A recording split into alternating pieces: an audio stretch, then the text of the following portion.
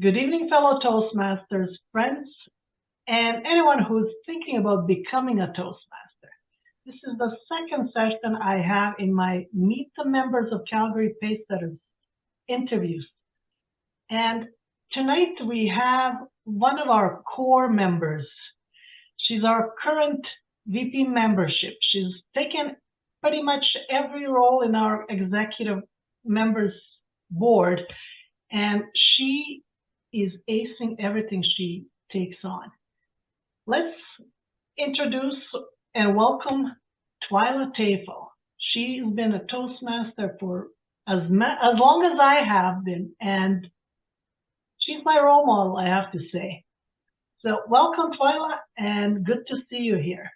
Oh, well, thank you for having me tonight, Vesna. That was a kind introduction. And I joined Toastmasters probably about 3 weeks after you did, which makes me a member for 10 years. I think I celebrated my 10th anniversary on April 1st of this calendar year, 2023.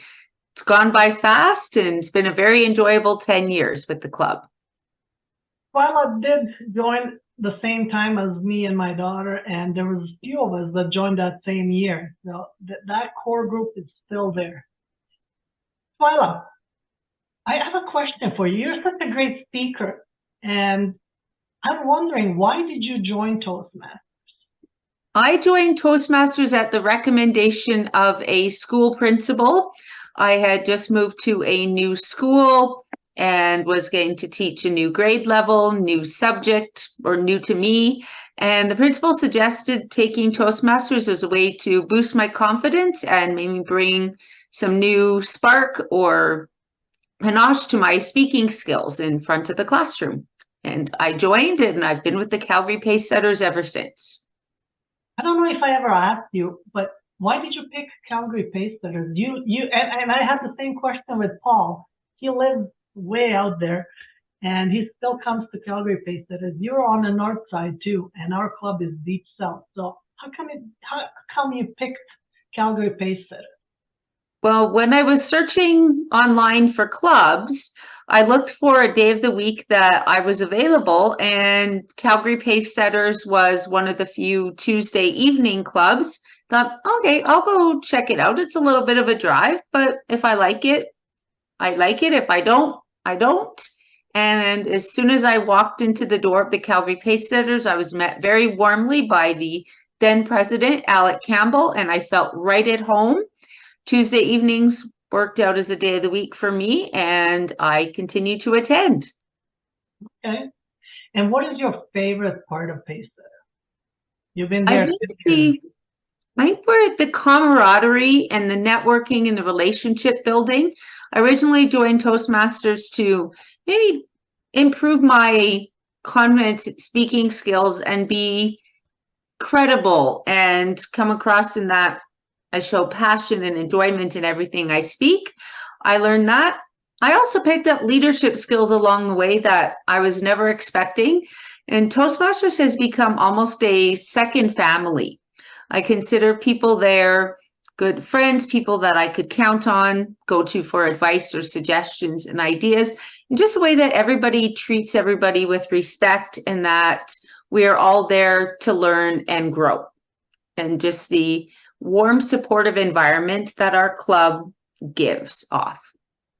Outside the Toastmasters, how do you spend your time? I know that you do Girl Guides. Yes.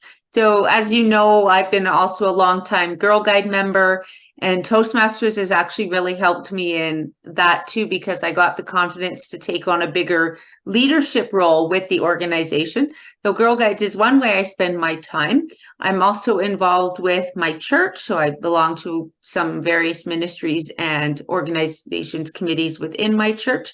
Then, of course, I enjoy spending time with my husband, doing various things like watching sports games, or we'll go for walks or visit the movies together, things like that. And I also have a sister and 3 nephews and a niece that I like spending time with as well. We like to do outdoor things together.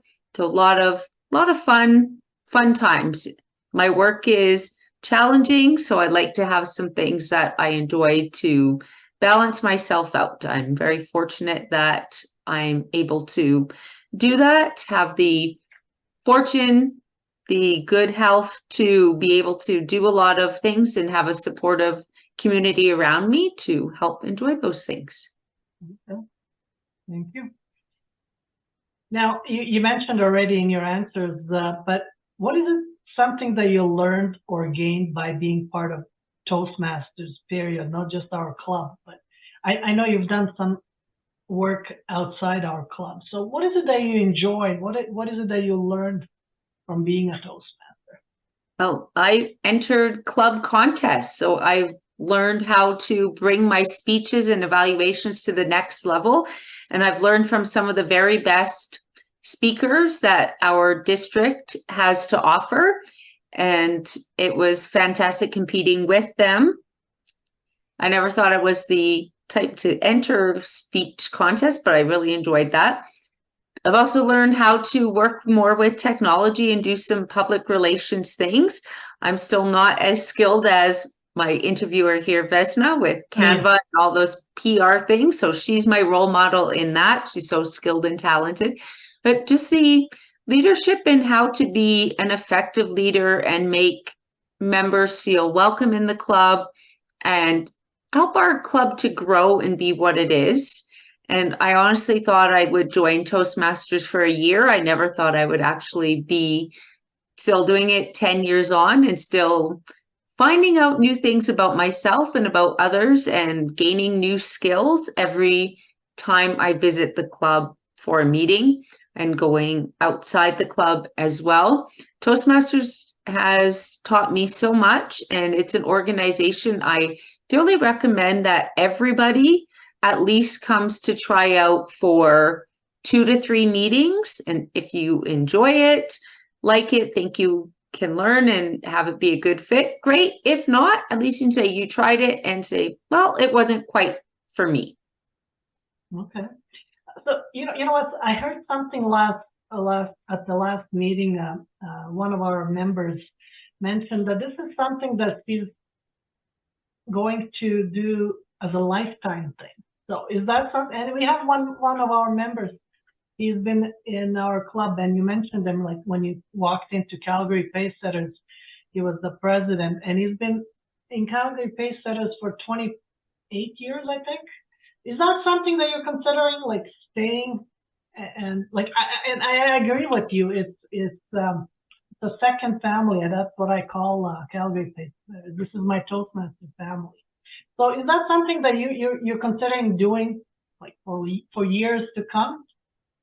You know, I think it will always be part of my life in some way. Maybe that I only scale back and attend meetings, or it may be that, you know what, I've got time. I want to go be an area director or try something new. But I think in some capacity, Toastmasters will become a part of my life, just like Girl Guides has. I'll be a member of Girl Guides forever in my lifetime until I physically can't do it anymore. And I think Toastmasters will in some way be that too, because I'm still getting something out of it. I enjoy coming. I'm still able to come and attend and help our members succeed and grow and reaching their goals. As long as I'm still able to do that, I will continue to be a Toastmaster. Okay. You kind of answered this question too, but is there advice that you would give someone who's considering joining Toastmasters, or somebody who joined already and they're like just not doing enough? Like, would you give them some, like a little push or like advice how to keep going? For someone who's considering joining, I say, take the plunge, come and attend a meeting.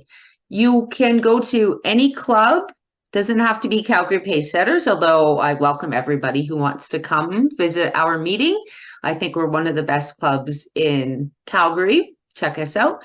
But if we meet on a night that doesn't work for you, go to Toastmasters anyway. You have nothing to lose by spending a couple of hours one evening learning and trying something new. If you discover it something you like, Great. Become a member. You get out of Toastmasters what you put in it. And if you go with the mindset that I'm going to learn and grow, you will do well.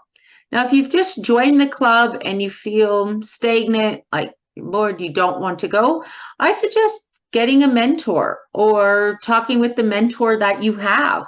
Maybe there's something that they can help you reignite the spark for Toastmasters, or figure out what's not quite working and get you back into the groove of taking on roles and writing a speech.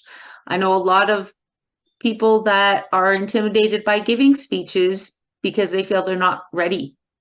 Just go for it. You do not have to be perfect. None of us are. We have all been new members trying our best, and just go for it. Come join Toastmasters. Just take the plunge and do that icebreaker speech. We are here to support you and encourage you to do your best. We're not looking for perfection. We are looking for excellence, and excellence can mean many things to many people. So do your best and come see what Toastmasters is all about. Is there something that is challenging for you in Toastmasters?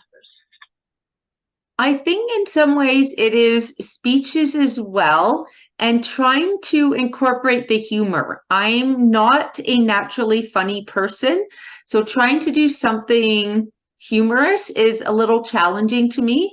However, I keep getting asked to add that to my speeches, so trying to bring a little bit of humor to my personal stories is a little tricky because I'm not naturally humorous. Some people that comes so easily for them.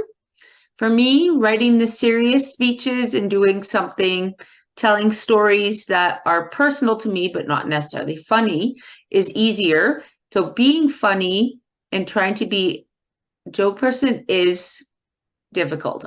Let me put it this way. I will never choose the engaging humor pathway, as that would be hard. However, that may also be a challenge that I take on in the future to try and grow my speaking skills in that area. See, this is something I didn't know about you, but it makes sense. Some people are just naturally funny, and some people are not, or it's a challenge for them. And again, we are here all for a reason. So everybody has a different reasons to be in Toastmasters. Some people join to improve their English. Some people join to improve their communication skills. Some people, and you mentioned that, they gain leadership skills they didn't even think that they needed. So Toastmasters is for everyone. Now, Twila, tell us something we don't know about you. Okay, something you don't know about me. That's a tabletop express. Yeah. Oh, actually, I'm a member of the Catholic Women's League, and one of my good friends is an actual princess. So she is royalty in her German culture. So I have met a princess, and we had a little funny story about that as well. We had a fall market very recently that my Catholic Women's League put on at our church, and a little girl came by and was looking at our members' jewelry and things that she was selling. And my good friend, who's also a member, mentioned that she was an actual princess and showed the little girl a picture. And the little girl was awed. Like, it was just like meeting a Disney princess for this little girl. So that's kind of a neat little trivia that I know an actual princess. Her reign has ended, but she still gets to carry the title for life. Oh, that is pretty cool. All right. Thank you, Twila. I appreciate you giving me a chance to do this interview and to get to know you a little better. We meet at our Toastmaster meetings, but we don't really have time to socialize too much and to learn unless we're giving a speech and we're talking about ourselves. So this was a great chance for us to meet Twila. Thank you, Twila, again. And I'm looking forward to your princess story in your next speech. Okay. something for me to consider. I've got a couple of things in the pipeline. People have asked me to share more about the Czech Republic, so I think that's something I'll talk about, and maybe my princess story will come up as well. But thank you for the opportunity to share a little bit more about Toastmasters and encourage people to try out our club and visit.